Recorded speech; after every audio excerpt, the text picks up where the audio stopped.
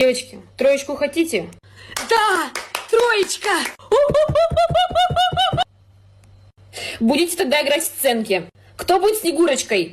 Я! А можно не я?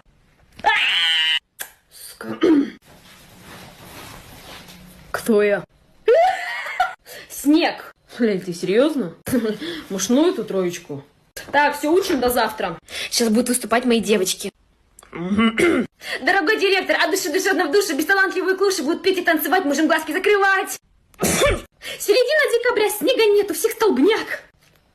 Ой, тоска. Вон, быстро. Я снег. Верю. Снегурка, извини меня. Где ты был? Пивас не выпьет сам себя. Чтобы вот так вот не кашлять, надо меньше снега жрать.